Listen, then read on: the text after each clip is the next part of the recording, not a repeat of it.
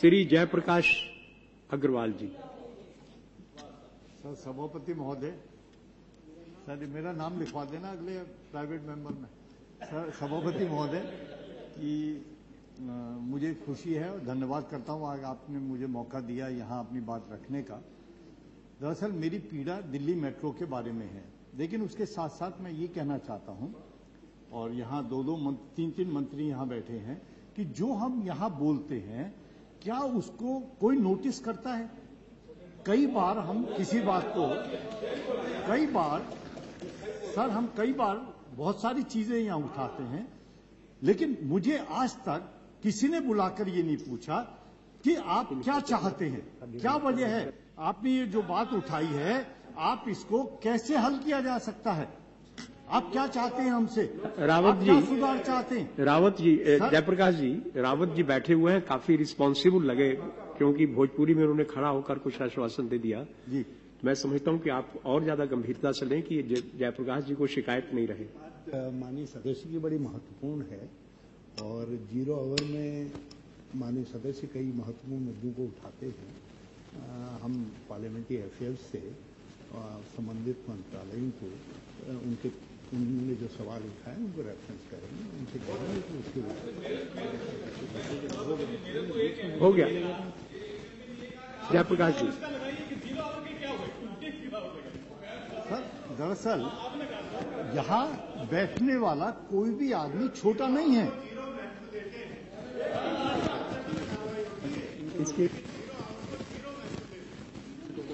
यहाँ बैठने वाला कोई भी व्यक्ति छोटा नहीं है, कोई ना कोई दर्द उसके दिल में होता है।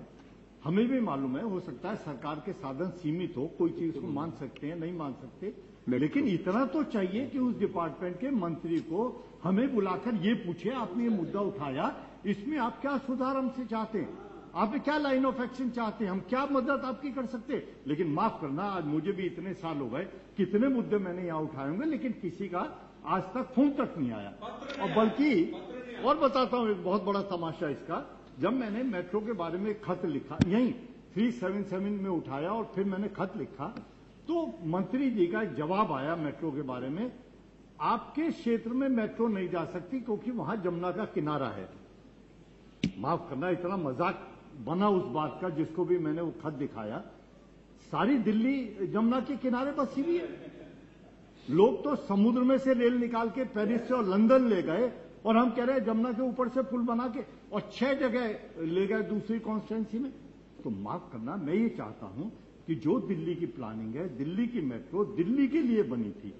दिल्ली के 75% एरिया मेट्रो से वंचित है आज की तारीख में। तो मेट्रो आपने किसके लिए बनाई थी? मेट्रो बुनियादी तौर पर दिल्ली को एक दूसरे हिस्से से जोड़ने के लिए बनाई थी।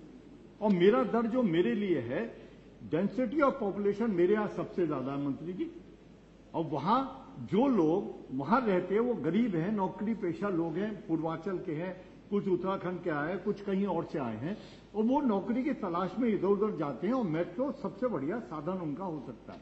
तो मैं कई बार इस मसले को उठा चुका, सिवाय इसके कि मैं आपके यहां बैठ जाऊं किसी दिन भूख हड़ताल पे या यहां धरना दे दूं, और मेरे पास कोई चारा नहीं है। मैं ये चाहता हूं कि और जो मंत्रीगण यहां हमारे तीनों दोस्त बैठे हैं, ये मेरी मदद करें इस बारे में। मुझे मालूम नहीं कृष्णा जी क्या हाल है, लेकिन मेरे यहाँ तो बहुत बुरा हाल है। आपकी निश्चित मदद होगी Rawat ji, it is your duty now. चलिए, ये एश्योरेंस है सर। श्री मिथिलेश कुमार। सभापति महोदय, एक एश्योरेंस मिला है सर, वो एश्योरेंस में आ जाना चाहिए, इन्होंने काम बनवाएंगे। कृष्णा जी खड़े होके मंत्री जी खड़े होके तो कहिए ना। हो गया। जो काम होना चाहिए वो जरूर होना चाहिए, और दिल्ली में जब एक रास्ते में जा सकते हैं, उसे बढ़ा के दूसरे रास्ते में भी किया जा सकता है। माननीय सभापति महोदय, आपने शून्यकाल में हमें बोलने का मौका दिया, मैं आपका